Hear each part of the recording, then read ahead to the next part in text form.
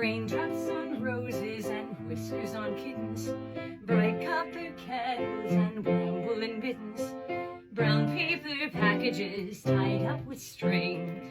These are a few of my favorite things.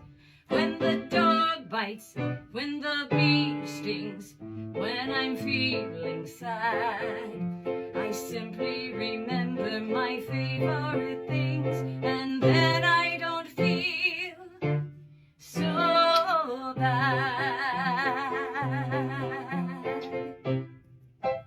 Neuroplasticity.